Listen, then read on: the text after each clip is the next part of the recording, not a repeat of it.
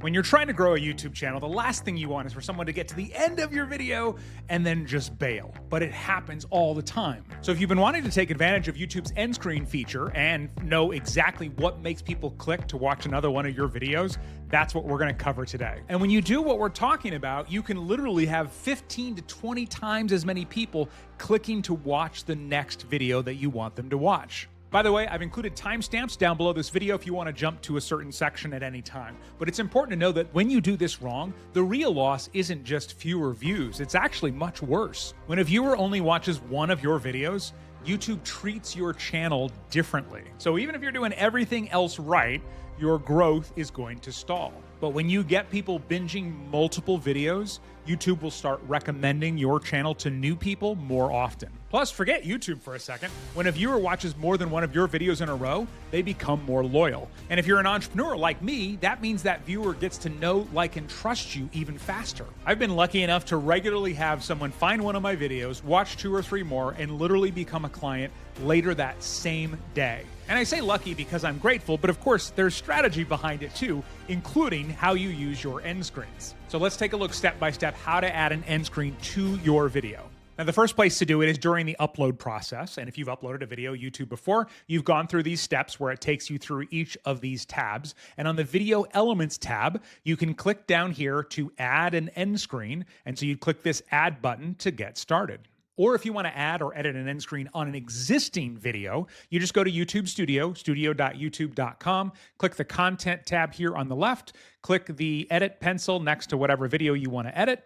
And then if you scroll down here on the right, you will see end screen right here. You click that pencil and you'll be back to the same place. Now, a lot of people wonder, can I do this on a smartphone? And you can, but it's not in any of the official YouTube apps. You basically go to YouTube Studio again at studio.youtube.com on the mobile phone, and then you got to pinch and zoom, and it's a whole mess. So strongly recommend just doing this on a computer, or even if you upload on mobile, you can come to the computer afterward and add your end screen. I've just loaded a video here that has no end screen attached at all, which is where you're going to start. And the first thing you'll see is these different templates that YouTube has added to help make it easy.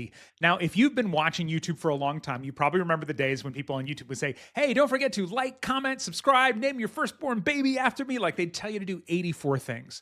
But psychologically, as humans, if someone asks us to do 3 things at once, they're probably going to do none of them, okay? So if we ask them to do one primary thing, they're much more likely to take that action. So I recommend, instead of trying to get subscribers or ask them to click on 2 different videos, choose one video that you want them to click on. But you can choose one of these templates if they make sense. I recommend just clicking this plus element sign up here to add one of these elements. In this case, we are going to add a video because we want to create these binge sessions. So we click that in there and it's going to show up on the screen right here on the upper left, outlined by this blue rectangle, okay? Now let me undo that really quick because I want you to see, once you start doing this regularly, if you're gonna have the same general format for all of your end screens, you can click this import from video option and it'll just import it from a separate video that you've done. So I can click on one of my videos and it'll just add it where it was last time. So once this box is on the screen, you need to choose what you want to show there, okay? So the first option is the most recent upload. The idea here is that every single week, you are sending as many people as possible who are watching your older videos to your brand new video to try and get it a boost. I totally get this strategy. It makes sense logically, but there's a big reason it backfires, and we'll talk about that when we talk about what videos you should have on your end screen. Second option is best for viewer. Now, this isn't too bad because this is where YouTube, who knows more about the person watching than you or I do, will actually show the video they think the viewer is most likely to watch. Again, logically makes sense, but ultimately not the best solution in my opinion, which again, we'll cover in just a second. Your third option is to choose a specific video, okay? So you can click that, and then it'll bring up all of your videos. You can actually link to videos from other channels over here by searching, but it'll bring up all of your videos, search for the one that you want, click on it, and now you can see here, it says video, best length for YouTube videos, new and small channels. So now you have that video in place and you can see it's actually shown up on the screen here with the thumbnail. Next step is deciding what size you want it to show up as and where you want to position it. So I actually have my thumbnails show up over in this right-hand corner, and I actually like them to be as big as possible. So you can see I can drag on the blue dot on the corner and I can make the video a little bigger. Now you'll notice here, it's covering my face, right? That's not ideal. So I'm going to come down here. This is a timeline of the last part of your video. This is a good time to mention, you can only have end screens on the last 20 seconds of your video. So it has to be at least 5 seconds and no more than 20 seconds. So I'm going to click my cursor above this timeline and move it along, and I can see how my video in the background changes. So I'm going to keep going here. You'll see what I do here. All of a sudden, you can see I've punched in on that video, and that's where I've made room for the end screen video that I want people to click on. So let's see, it happens right about there. So now I can actually see that's still a little bit bigger than I want. So I'm going to hover over the blue dot again, and I'm going to make it just a little bit smaller. Second part of this. So again, first part, you can put your cursor on it, move it wherever you want, use the corners to resize it to the size that you want. Second part is deciding exactly where you want it to show up. So I told you it can be from 20 seconds to go all the way down to 5 seconds to go. And so with that, again, I'm going to come down here and I'm going to scrub along my timeline, and I can see I want it to appear right about there. Okay. So this black bar where it shows the video title is the one that is representing how soon it appears. So if I hover over the left side here, you'll see that little double arrow. I click and hold the cursor down, and I drag it back to that line. Okay.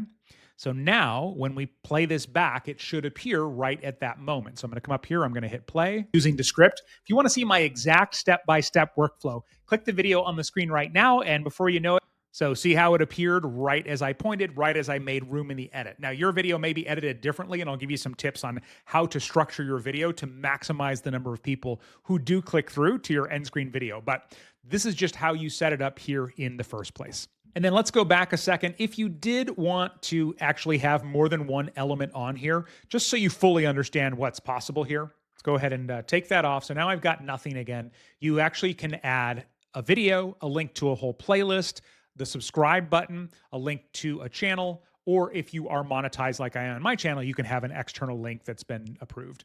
So let's say we chose this template, one video, one playlist, one subscribe. I click on that. They're all going to appear on the screen here. This circle is going to be your subscribe button because it's your profile picture.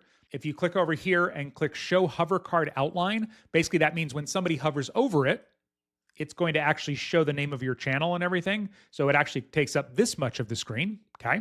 And then you can click around if you have more than one element. So now I can click on this one, best for viewer. And if I wanted, I can change it to a specific video or most recent upload. And then same thing over here for this one, which is currently a playlist. Then I can come in and actually choose the playlist, okay?